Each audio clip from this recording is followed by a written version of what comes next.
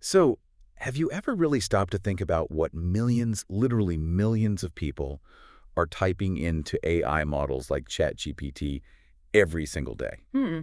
You might imagine it's, complex code or requests for data analysis, maybe some kind of advanced algorithm stuff. Yeah, that's the obvious guess. But what's actually fascinating is that it's often way more intimate, much more personal. Right. We're talking questions like, how do I tell my boss I'm burned out? Hmm. Or maybe, should I move to this new city? And yeah, even, am I hot? Which you have to admit probably makes some AI models, well, overheat if they could. It's absolutely true. And these aren't just like random thoughts or idle questions people have. Hmm. When you really look closely, these prompts, even the simple sounding ones, they're actually profound signals. They tell us a lot about deep human needs for structure, for guidance, for support. So today, this deep dive, it's all about pulling back that curtain, looking at these everyday questions. We want to unpack what they really reveal about us, and importantly, what they mean for anyone building, well, pretty much any kind of system. Right. So our mission here is exploring how understanding these like fundamental human requests can actually transform how we design things, Yeah. how we interact with everything, digital products, sure, but also maybe organizational processes, even our own relationships. Think Exactly. of it as a kind of shortcut, a way to decode the signals hiding behind almost every interaction. Precisely. And these aren't small requests. They're a really clear call for a very specific kind of help. Okay. This isn't just about AI, not really. It's about recognizing this core human desire we all have for clarity, for guidance, especially when the world feels, well, pretty overwhelming sometimes. Yeah, that makes sense. We often turn to these tools when we feel stuck, don't we? And maybe not because we want the perfect answer handed to us on a plate, but because we need a structured way, maybe a friction-free way, to just move forward, get unstuck. So people are turning to AI when they're stuck. What is it they're really after? You're saying it's not just an answer. Well, the sources we looked at really highlight this at its core. What they seem to be asking for is a system. A system, okay, like a framework. Exactly, a framework to organize thoughts, maybe make sense of something complex, or sometimes just find a starting point, a path forward. It's about providing that path, maybe not the final destination. And it turns out the best prompts, the most effective ones, they aren't some kind of, complicated linguistic trick. No, not at all. They're actually super direct. Things like, help me decide, or write it better, make this make sense. They're just honest requests for some kind of scaffolding. That's such a good word for it, scaffolding. It really is about orientation, much more than just automation. Orientation, People aren't just looking for the AI to, like, do the whole task for them. They're often looking for something that just holds space. hold space, like a container. Kind of, yeah. A place to begin. A flexible starting point they can then take and shape and make their own. And think about how these large language models are trained, right? Hmm. They're getting really good at understanding nuanced language, human intent. So when they respond, it's not just spitting back data.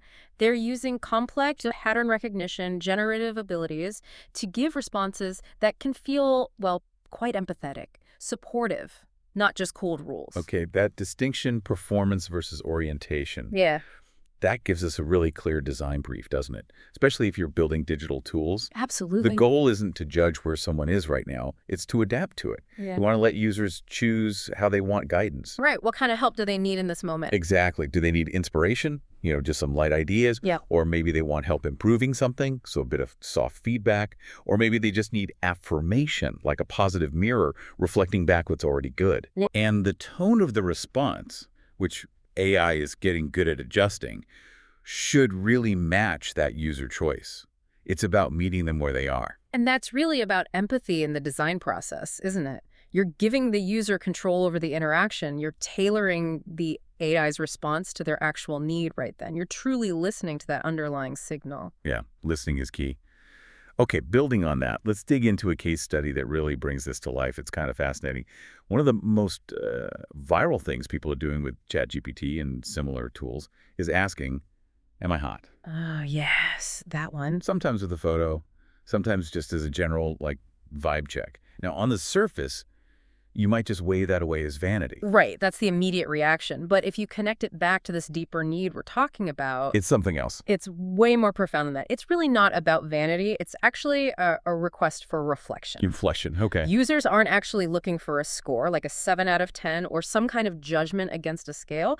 They want to be seen, clearly and maybe kindly. Mm. And this is where, the advanced training of these models, especially the ones that can handle images too, the multimodal ones, Mhm.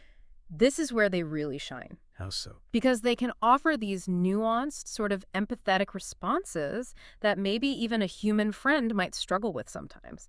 They offer this judgment-free, anonymous space. That's Mm. critical. Okay, so when someone types, "Am I hot?" hmm Full. What are they really asking?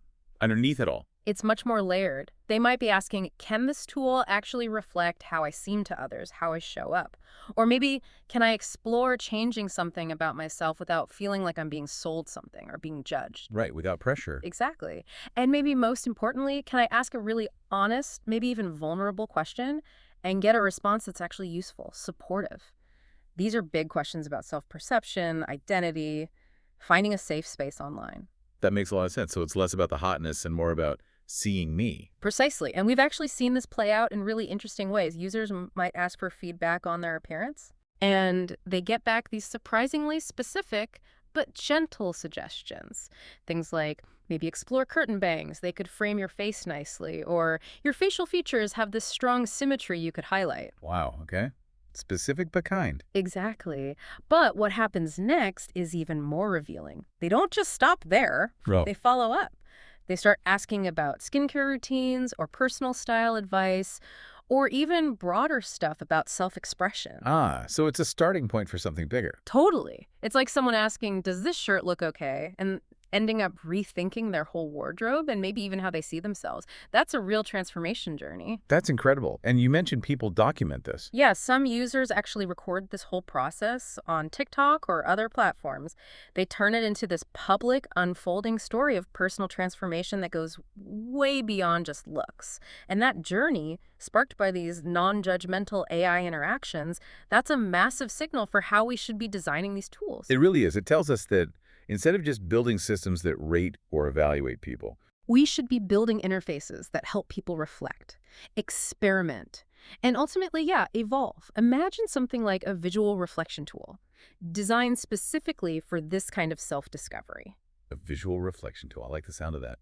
How would that actually work? What would it look like? Well, I imagine the inputs would be pretty simple. You upload a selfie, maybe add a little note about your mood or what you're thinking about. Okay. And then the really crucial part, a mode selector. You choose the kind of interaction you want. Like those options we talked about earlier. Exactly. Do you want it to inspire me, maybe get some light ideas, new angles? Or do you need it to help me improve for that soft, constructive feedback? Or maybe you just want it to affirm me, act like a positive mirror, boost what's already there. Right. Giving the user control over the tone. And then the outputs become incredibly valuable because they're directly aligned with what you asked for. Imagine getting back something like, your current hairstyle already complements your features really well. Would you like to maybe explore some color ideas, add a new dimension? That sounds useful and gentle. Or maybe, this outfit has a great creative professional vibe. Would you like some tips for styling a more casual version? Or even just, you're really nailing a confident energy here. How about we build a mood board for the next evolution of that? It's all about gentle guidance, empowering that next step. And I guess it would be absolutely critical to build tools like this with visual inclusivity baked in from the start. Oh, totally. You'd need to use diverse, real people in any examples or references, not just those generic stock photo types, Right. and offer contextual references based on the user's own preferences and the tone they selected. That builds trust, makes it feel much more relatable, more useful for everyone. Yeah, that feels essential. And this whole approach, it naturally fosters progression. You could build in features to let people save looks or ideas they like, maybe some light journaling prompts, even visualize their journey over time. Tracking the evolution. Exactly. And when a system can genuinely reflect without judging, when it holds that space for personal growth, it stops being just another feature on an app. It becomes something more. It becomes a ritual, something meaningful you actually want to return to, a personal touchstone. A ritual. I like that framing. Okay, so zooming out again, what's the big takeaway here for people designing things, building products, creating experiences? I think it's that every single raw prompt, no matter how basic it seems on the surface, is actually a creative opportunity. It's a signal of a moment of need. A moment of need waiting for a solution. Exactly. Waiting for a thoughtful, maybe systemic solution. And the potential here stretches across so many different areas. Like what? Give us some examples. Well, think about a prompt like, how do I switch careers? That's not just a simple question, right? Oh, it's huge. It opens the door to building really powerful planning and reflection tools. Imagine a system that doesn't just link you to job boards, but helps you map your skills, explore what-if scenarios for retraining, maybe even practice interview questions in a safe space. That becomes a personal career clarity ritual. Okay, I see. Taking the prompt is the start of a whole supportive process. Precisely. Or take rewrite this email to sound confident. That's the seed for a sophisticated tone design tool. And something as simple as, should I be worried about my spending? That's step one in what could be a really personal financial clarity ritual. These aren't small things. They're major points of friction in people's lives. These are definitely moments of significant human need. They're signals for potentially incredible new products, new services just waiting to be built. So the mandate seems clear, right? Design experiences that respond clearly, support softly. And genuinely move with the user. Follow their journey, adapt to them. Yeah. And this really gets to the heart of what creative leadership in design means today. It's maybe less about having the perfect message you want to push out or the flashiest tech. It's more about building systems that genuinely help people find their own way forward, whatever that path looks like for them, and doing it in a way that feels supportive, empowering. Okay, so when you see a certain type of prompt popping up again and again, That's your signal. That's what you could call a framework moment. a framework moment, meaning, It's a recurring user need that's basically begging for a structured, repeatable solution. It's an invitation to build out more comprehensive flows, to give users those scaffolds we talked about, adaptable structures to support their journey, not just cookie-cutter solutions that might not actually fit. scaffolds, not solutions. That's a key distinction. It raises a really important question for anyone building things. What are the core principles?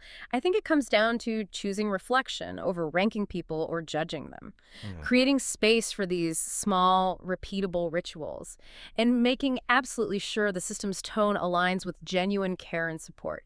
It's all about building trust and safety. And what's really insightful here is realizing the prompt itself is like a mini prototype. Yeah, exactly. That am I hot question. We keep coming back to it, but it's such a good example. It's not really about superficial beauty ratings. No, we established that. It's deeper. It's about safety, identity, trust. It's a vulnerable question looking for a safe, non-judgmental space where someone can explore how they see themselves. So for all the builders listening, the mandate is really what?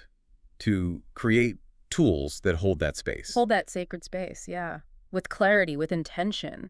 Let people feel seen, not just sorted or evaluated.